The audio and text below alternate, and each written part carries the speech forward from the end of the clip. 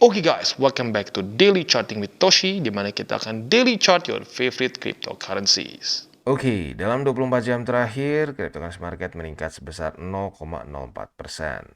Dengan total market cap mencapai di angka 1,06 triliun US dollars.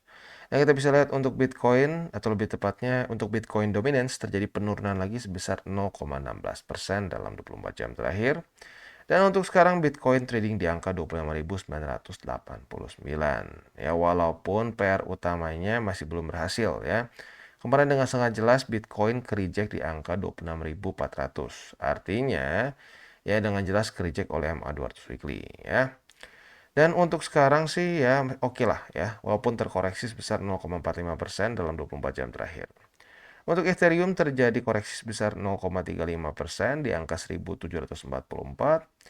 Lalu untuk BNB terjadi peningkatan yang signifikan, kalau dibulatkan sekitar 6%-an, dan sekarang trading di angka 248,9. Kita bisa di chartnya sini ya, cukup meningkat dengan cepat ya.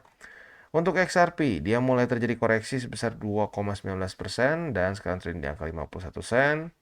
Untuk Cardano terjadi koreksi sebesar 1,3% di angka 27 sen. Untuk Dogecoin terjadi koreksi sebesar 0,14% dan sekarang trading di angka 0,061.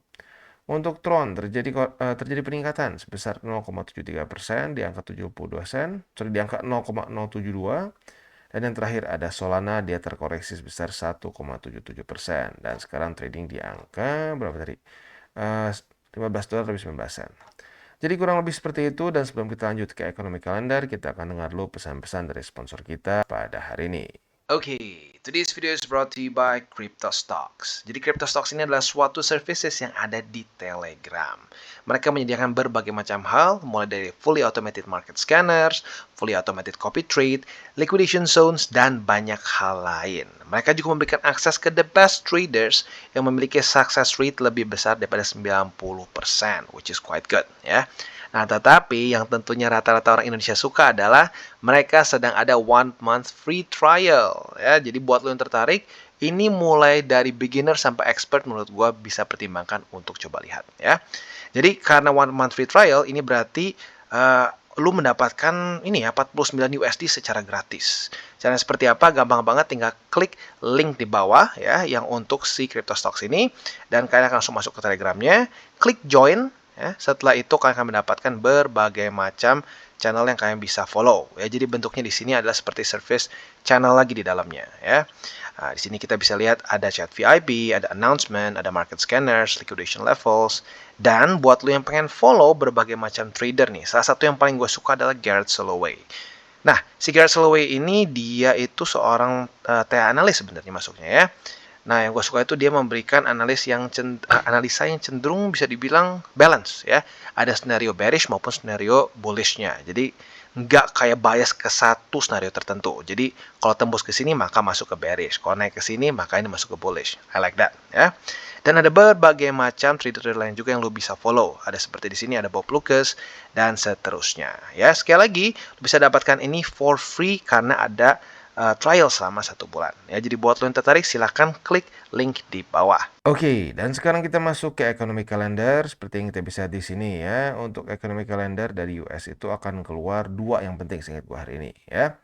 Yang pertama adalah PPI dan yang kedua adalah crude oil inventory.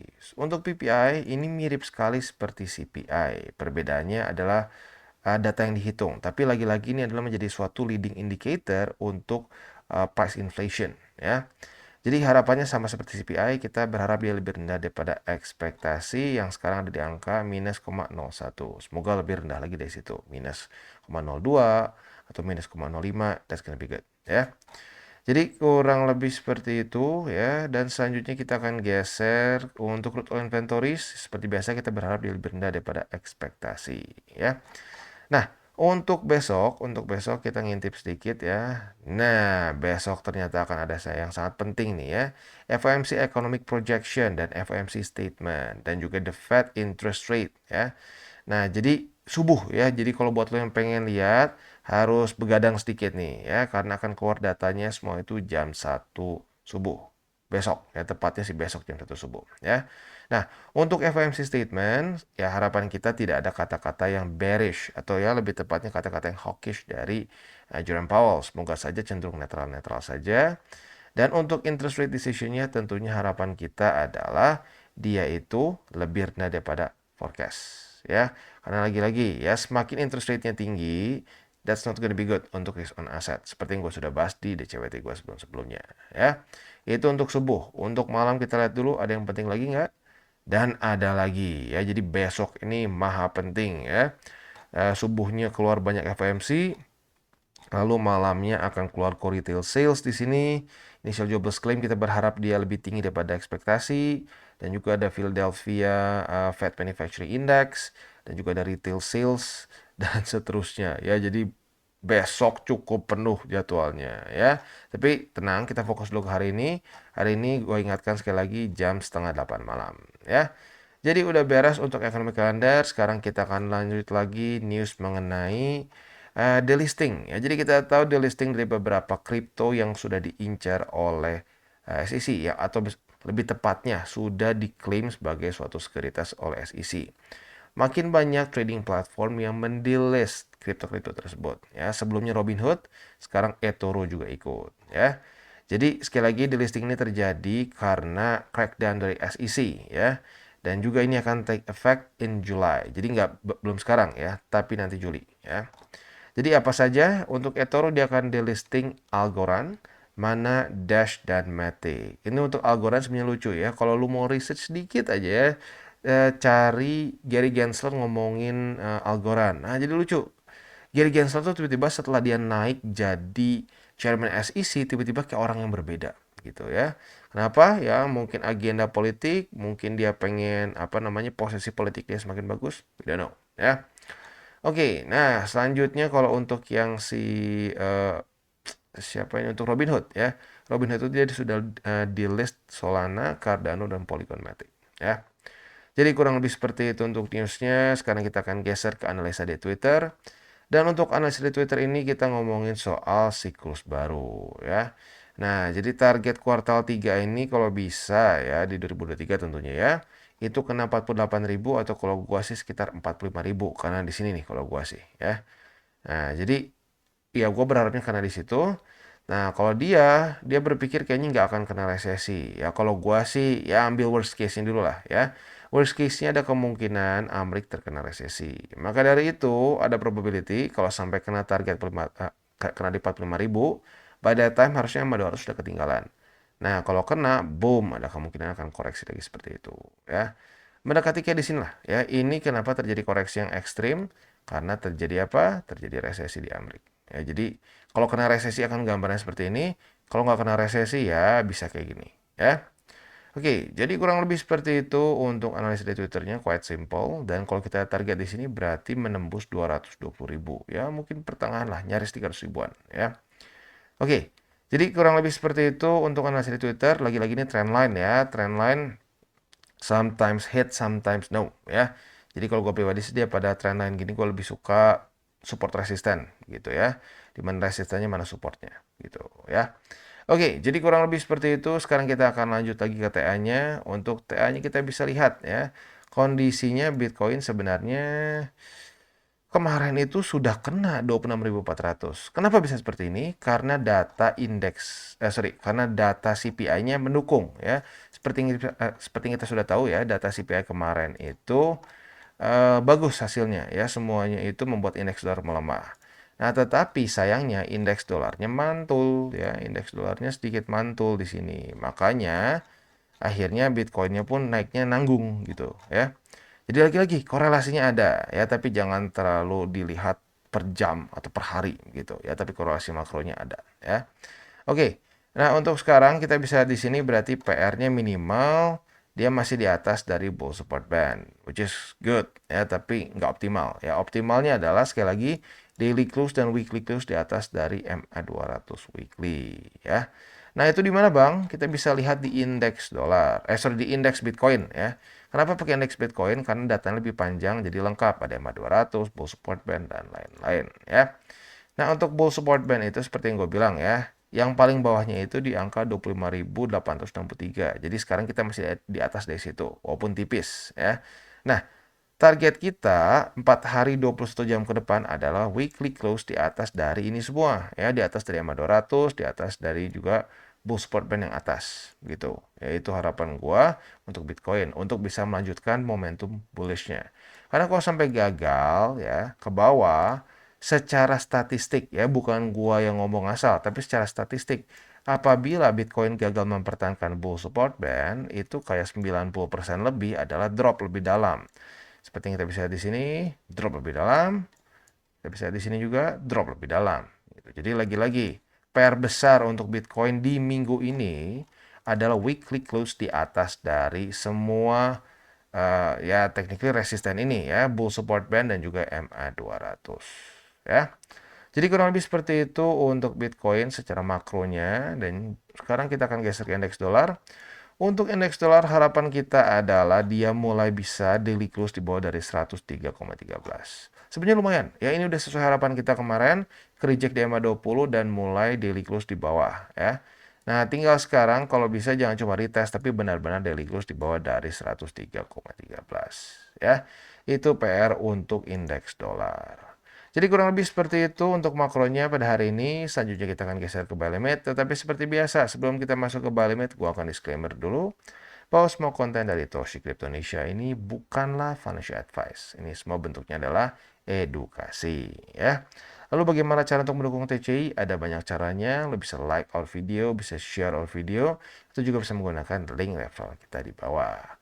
Dan buat lo yang sudah akumulasi banyak kripto ya, merasa bahwa perlu hardware wallet, lo boleh pertimbangkan untuk belinya itu di Encrypt. Kenapa di Encrypt? Karena Encrypt ini adalah authorized reseller. Jadi nggak perlu lagi kepikiran, aduh bang, ini asli nggak ya? Aduh, ini compromise nggak ya? Tenang, ini semua adalah produk-produk yang sudah authorized reseller. Dan lo bisa pilih berbagai macam brandnya di sini. Ya. Jadi kurang lebih seperti itu, dan sekarang kita akan lanjut ke buy limit. Oke, dan yang pertama kita akan masuk dulu ke Bitcoin. Nah, untuk Bitcoin kita bisa lihat ya, dia sudah beberapa kali meretest ke 257 ya. Nah, jadi untuk posisi spot mungkin gua akan geser sedikit ya. Jadi untuk buy limit pertama itu kan sudah tembus di sini. Buy limit kedua di 26.400-an, which is itu adalah MA 200 weekly.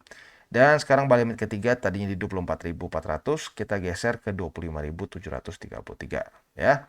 Itu untuk posisi spot di Bitcoin.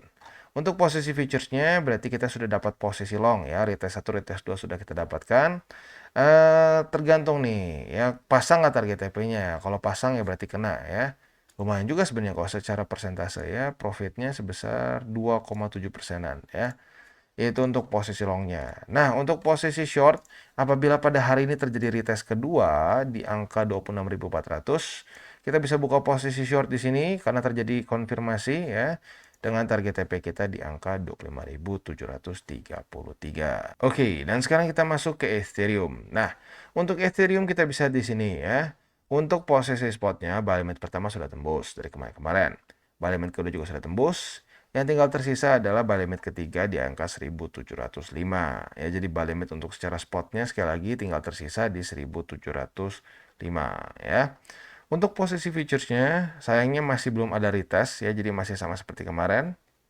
Untuk posisi shortnya kita bisa pertimbangkan apabila terjadi retest 1, retest 2 di 1780 sebagai resisten ya. Untuk target TP-nya jelas di 1705. Sementara untuk posisi longnya, tinggal kita balik logikanya. Retest 1, retest 2 di 1705 sebagai support. Kita bisa pertimbangkan untuk buka posisi long dengan target TP kita di angka 1780. Jadi kurang lebih seperti itu untuk di Ethereum. Oke, dan sekarang kita masuk ke XRP. Dan untuk XRP, berita bagusnya apa? Posisi long sudah kena target TP. Tapi kita skip dulu deh ya, kita ke posisi spot dulu. Untuk posisi spot kemarin kembali retest pertama lagi di buy limit pertama ya.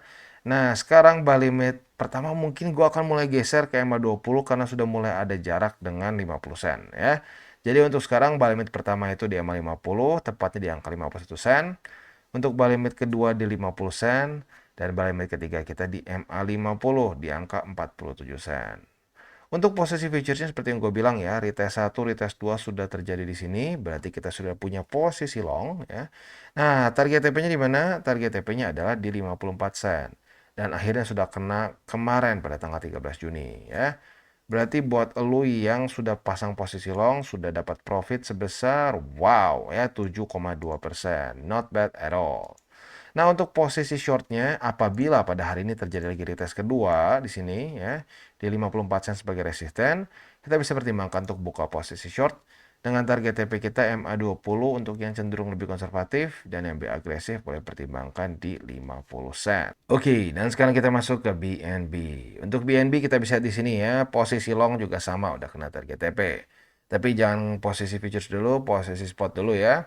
Untuk posisi spot berarti buy limit ketiga berhasil memantulkan harga dan sekarang berhasil reclaim buy limit kedua. Jadi untuk sekarang buy limit kedua itu di 240 dan buy limit ketiga di angka 230,8. Itu untuk posisi spot di BNB.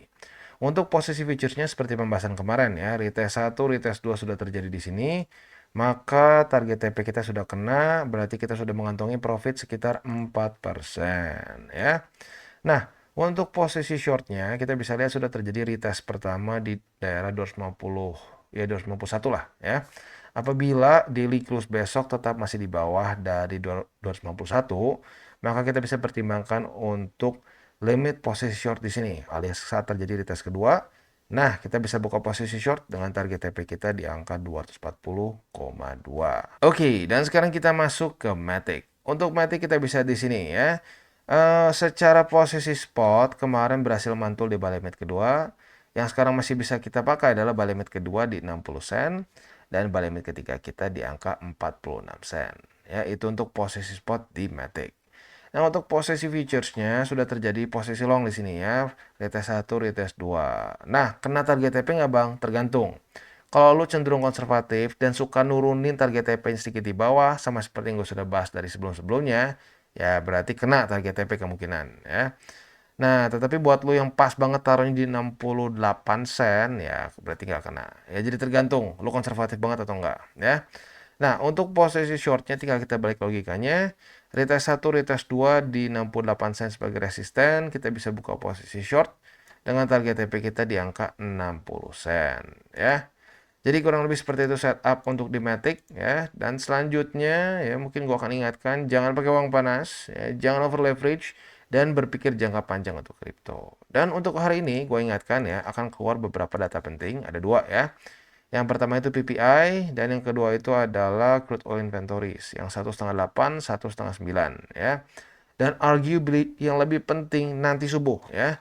Nanti subuh ini akan keluar data FOMC ya dan juga akan keluar keputusan interest rate atau suku bunga bank dari Amerika ya.